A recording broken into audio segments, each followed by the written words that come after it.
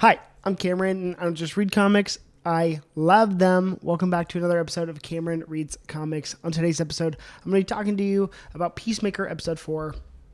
Okay, so I got to start and say, I'm sorry, this is a late video if you're a regular watcher, but I felt like I had missed some stuff in Peacemaker. I don't think I gave it my full attention, and so I watched episode 4, and then I went back and I rewatched episodes 2 through 4 just to make sure I feel like I was caught up on everything. And I've read a little bit of Peacemaker, listened to some more context into the character of his comic book origins, so I feel like I have a more well-rounded perspective on what the heck is going on. So first and foremost, it's like, I don't believe that White Dragon, the character, the costume we saw in this episode, or his father, I don't think his father was originally White Dragon. I think White Dragon was a DC Comics character, and then now it's kind of been coerced and changed into they made him his father. Very, very much reminiscent of like just older DC characters and giving them a new place, which I totally agree with. I'm totally fine with. In fact, I actually prefer, let's make all the universe tie in more with one another.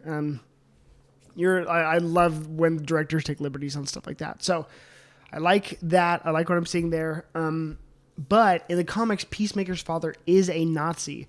So I think we're starting to get some of those tones. I think the end of episode 2 showed us a little bit of that. I think that we're seeing that, and I think they're tying that into the White Dragon stuff, which I really like. What stuck out to me most in episode 4 was like the balance of self-loathing and like how Peacemaker takes personally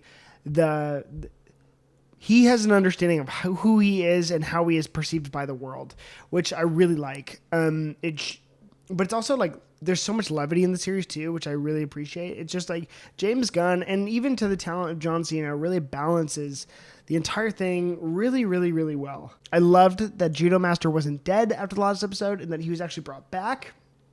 In this one, that they had him around, and then Peacemaker there's a 2-level redemption in the Judo Master Peacemaker fight scene. I think that with that scene, we got to see Adebayo kind of become her mother's daughter, but then we also got to see Peacemaker really like kick some ass, which is pretty cool. It was a good fight scene. I like the sequences of the whole thing. Yeah, we saw the death of Judo Master.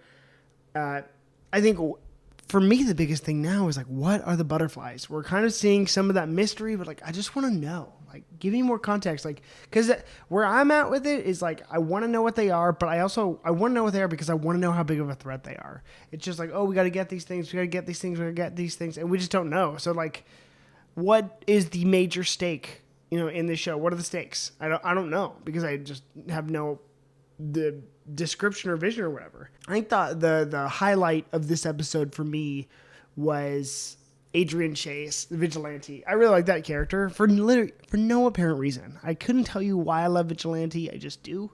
So I'm a big fan of him in prison. I liked that scene because he looks so silly.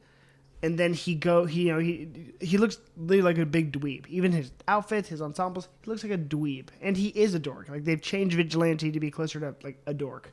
But I like it because when we get the fight scene between him and White Dragon and the Nazis in prison, he just freaking like is such a threat. It's like, oh man, his perception is completely wrong, and he uses that to his advantage, which I just adore. He's totally competent. The fight scene was so cool, and then how he was trying to help his friend, help the entire mission, like get it done, and then he kind of fails at the end, which I really like because again, it adds stakes. It's like, wait, what? Oh, he blew it for his friend. And I like that also White Dragon was too smart for that, Peacemaker's dad. The final thing I think there's 2 things I want to talk about next. Again, with the self-loathing and like Peacemaker reconciling who he is, we have that scene with Harcourt, and then we have the scene where he kind of finds out what is the government, what is Argus saying about his dad.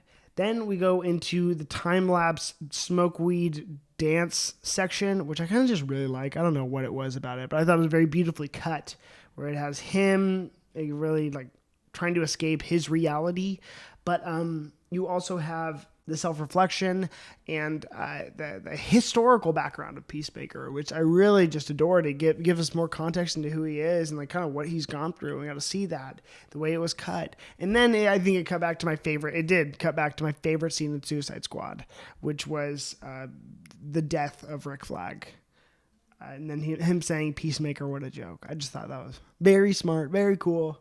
And then the last big cliffhanger of the episode is that Clemson Mern is a butterfly. And this, I'm so glad I went back and watched episodes 2 and 3, because when you see at the table, all the family of butterflies have like the long throat things. And I don't think I saw that the first time. I was like, what? I was like, that's weird. But I saw, I understood it when I saw it this time. I was like, wait, what? That's crazy. I was like, so... it adds to the stakes, and I love that. I love that kind of like, it reminds me of like the Marvel book event, Secret Invasion. So to see that is really good. I'm glad they're utilizing, all the full bodies of the characters, and it kind of shows why he's like emotionally unavailable, which is good. I'm glad we have this information in front of us now. Alrighty, please comment your favorite moment in this episode. I'm Cameron. I don't just read comics. I love them. Please clobber those like and subscribe buttons, and maybe check out my podcast, Cameron Reads Comics. See you next time.